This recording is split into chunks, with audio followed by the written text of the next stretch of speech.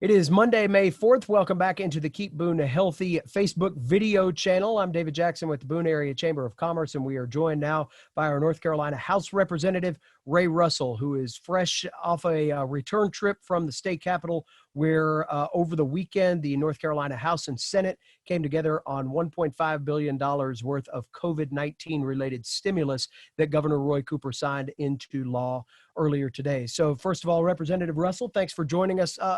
Kind of give us a sense of how this whole plan developed. Thank you, David, and thanks for the great leadership you're providing for our whole community, by the way, and that's not going unnoticed at all. So this process is good government in action. So just real quick, and a timeline of what happened, and maybe also a bit of an explanation of why it took a little while for us to get to here. So as soon as the COVID crisis hit, the House set up a number of emergency committees to study what changes needed to be made and what funding needed to be requested for the state of North Carolina in this emergency situation. And the determination was made that our first round of bills and laws would pretty much be non-controversial and totally bipartisan. So those committees went to work. They worked for 3 to 4 weeks. Honestly, it all runs together. I don't know. We've all lost our sense of time now, haven't we? We just get up and do it. I think it's Christmas, actually. Yeah. I do feel like Groundhog Day every once in a while, Right. but things do change, I guess. But so those committees worked extremely well. The rules were set up well. I've got to hand it to Speaker Moore for putting a plan in place that did a great job in studying. It was transparent. All of these committee meetings, any one of us could have watched live on the internet, and they did really good work, heard from good people, and put forward an outstanding set of both funding recommendations and policy change recommendations to address the emergency. Now, somebody might ask, why did it take 7 weeks to get here? And it's because we had to have, the US Congress had to act first. You know, North Carolina, by constitutional demands, cannot do deficit spending. We cannot go in the hole on what we do. We can issue, go to the vote for bonds or something like that, but our budgets have to be balanced. And on the other hand, the federal government doesn't have to do that. And we need right now the federal government to come in a big way to provide relief funding for states, communities, schools, hospitals, you name it, and people who are out of jobs, and far more than we would have time to list here. So we needed that bill first. In fact, that became 3.5 bills really over a course of time. And we needed to know what the rules were, and it takes time for that process to happen. I mean, in legislative speed, they moved in lightning fast fashion. Even though there's still some questions out there that came up over the weekend. Can we do this? Can we not do this? And so all of that took place, and it put us in a place then where we could act. The state of North Carolina, the state coffers received a little over $3.5 billion in relief money in the CARES Act. So that's money that came to state government that then we can allocate to the cost of COVID relief. There are other things out there. I mean, that doesn't include the employment benefits that are flowing, doesn't include money that goes straight to universities, goes straight to the larger urban areas, and many, many, many other things, small business. So there's a ton of money flowing. 3.5 billion of that came to the state of North Carolina for us to allocate, and it really did work. I mean, I've been through the partisan battles now for a year and a half. I kept waiting for the gotcha moment. We never had a gotcha moment. Got to hand it to the leaders for having put together a truly collaborative process between the leaders in the Senate, the leaders in the House, and Governor Cooper's office, and the agencies, listening to what the agencies need, particularly Dr. Mandy Cohen and DHHS, in order to produce this compromise bill, which passed unanimously in both the House and the Senate. There was one person on one bill who did not vote. Otherwise, they were all positive votes. So in the 1.5 or nearly 1.6 billion that was passed in this round, what were the highlights of what people in our area especially can look to see in terms of relief? Okay, and I've got 2 pages here of notes. It'll take me a little bit I'll have to look at my notes a little bit to remember everything. There is a large list of things for education. I mean, that was the first thing. That includes school nutrition programs, computer, digital enhancements, funding for exceptional children, and on and on and on that list goes. There's funding in there for community colleges, for the UNC system, all that kind of stuff. Mental health is included in various places. Then the second category of items is addressing specifically the health issues in the state. For example, $25 million to increase the purchasing of testing and adding tracers to, as we go forward, tracing contacts for individuals is going to be a big thing. I mentioned behavioral health and all of that. There's assistance to local governments. There's a little bit of an issue with that. The House had recommended, I think by the time it was done, if I remember right, $350 million there. But when it was finished, there was some question in the federal legislation of, could loss of revenue be funded with that federal CARES money? So until we get clarification on loss of revenue being a COVID cost as opposed to a direct expense, paying for additional, people in public health or other specific expenses, PPE, et cetera, could that be counted? So what ended up happening with the local government's help, now your big cities over 500,000, they got a direct allocation. So what I'm talking about next just has to do with all the municipalities under 500,000. So we reserved $300 million, but only put in play 150 of it for right now, awaiting clarification, or if we were right and it does, the reimbursement for revenue loss is not really considered a COVID expense in the current legislation, waiting on Congress to come back and change that piece so that we could legally allocate that money out.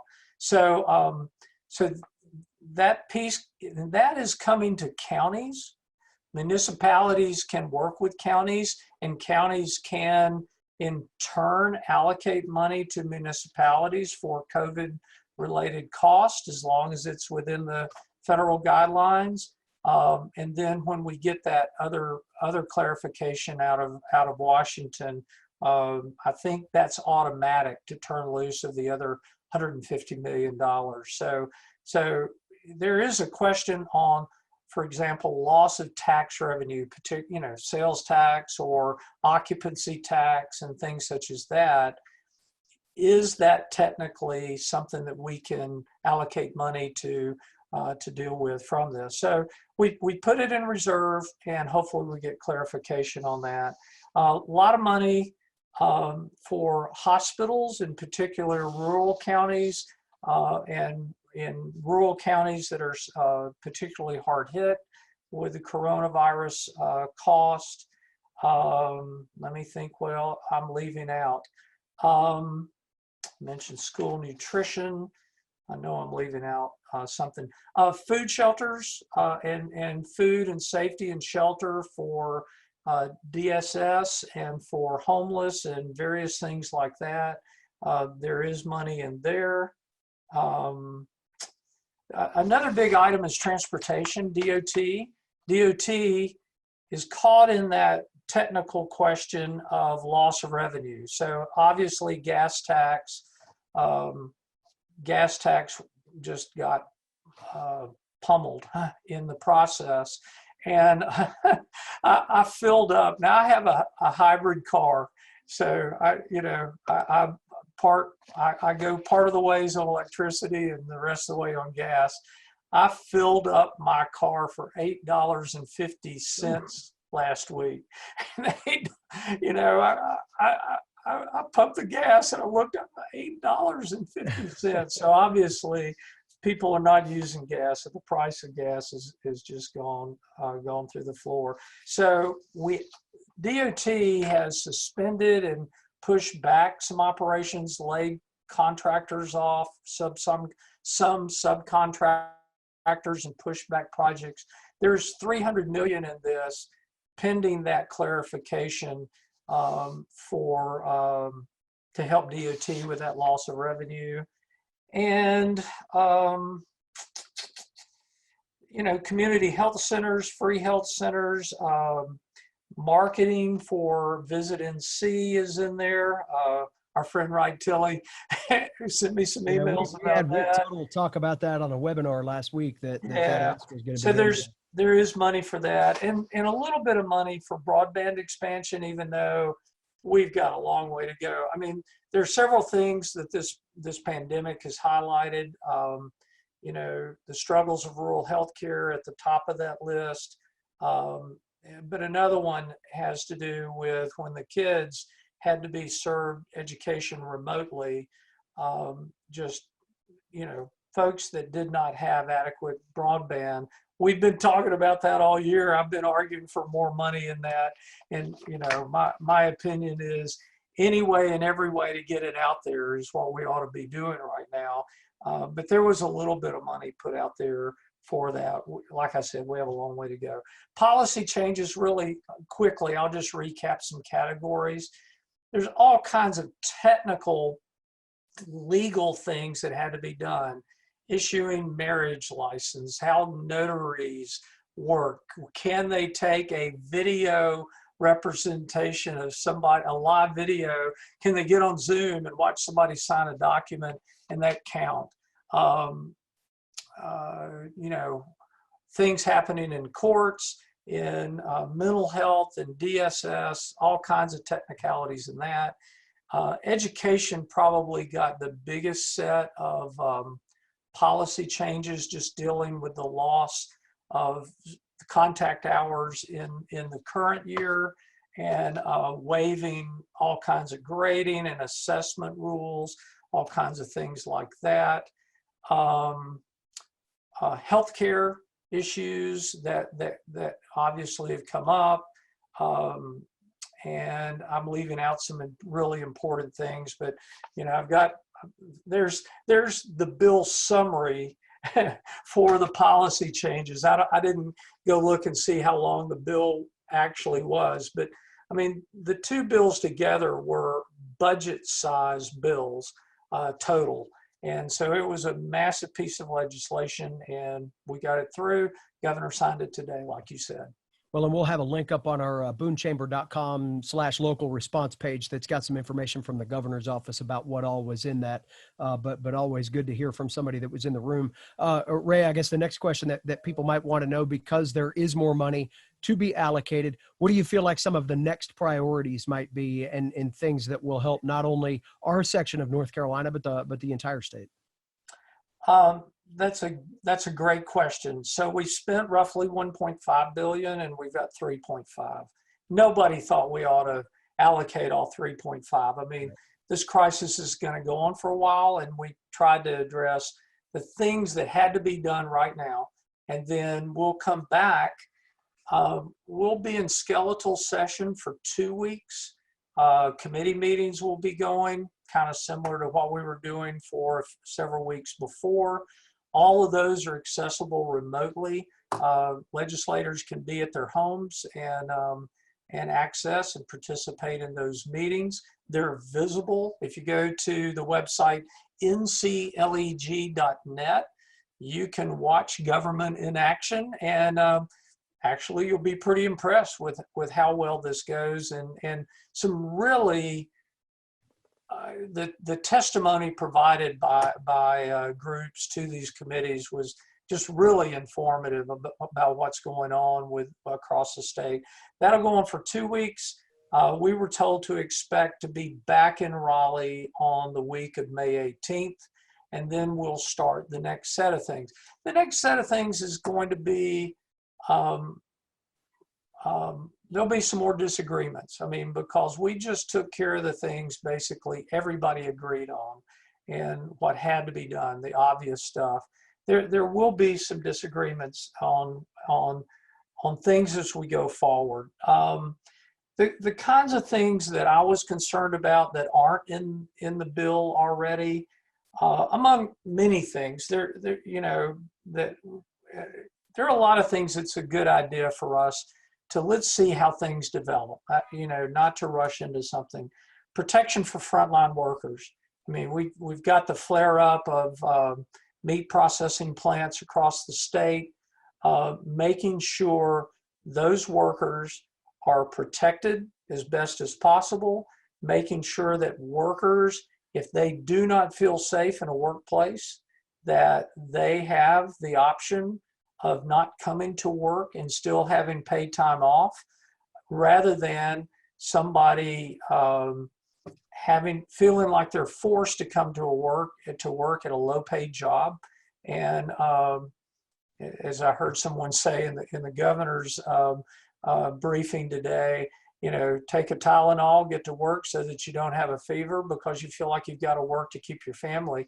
Because if something's determined essential and you just decide not to go there, my hand's disappearing every once in a while. I'm seeing with my hang in there Boone background off of the Horton Hotel.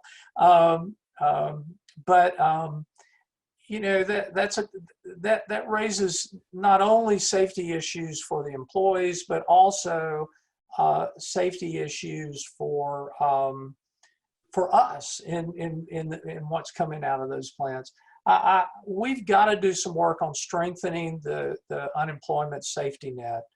North Carolina is dead last in the country on unemployment benefits. I mean, not like 49th or 48th. We are dead last in the country on unemployment benefits. Now, the federal government kind of covered our behinds on that by extending the length of unemployment benefits and then offering $600 a week on unemployment benefits. But we've got to really think about unemployment insurance really being insurance when someone loses a job, and rethink that, I believe. Broadband, I've already mentioned we've got a lot of work to do on, and expanding healthcare coverage and affordability. That issue has been raised tremendously in terms of importance. It's something I've been talking about for 2 years. We've got to do something. We've got 1.2 million North Carolinians who do not have access to any healthcare coverage, and they are dependent on going to our free clinic or reduced care clinic.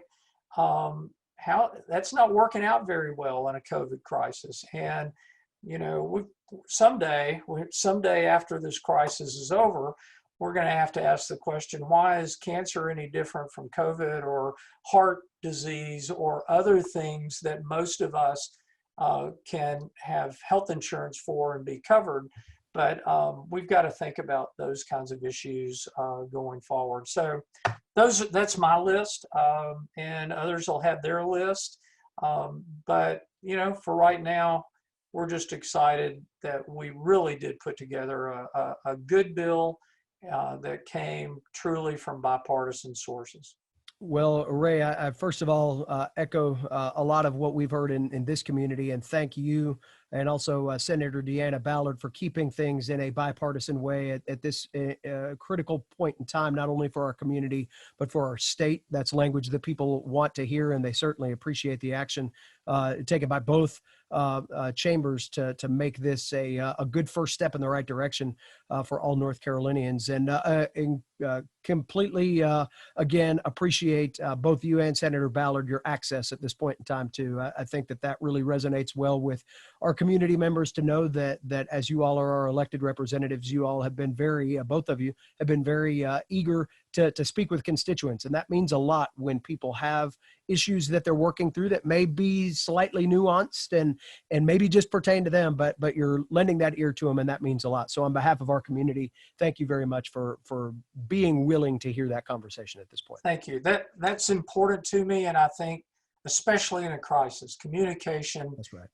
Yeah, I mean, we got to make good decisions, but second to good decisions, good communication is the right thing. On that front, let me mention a couple of things. I try to very frequently, and this is as nonpartisan as I can possibly do it on my Facebook page. If you on Facebook look for Ray Russell for NC and do a search on Facebook for that, I post a lot of information there. And also, we have been doing a newsletter every weekday. I'm going to reduce the frequency a little bit. That's about killed me, to be honest. But we're going to reduce. You know what you're talking about.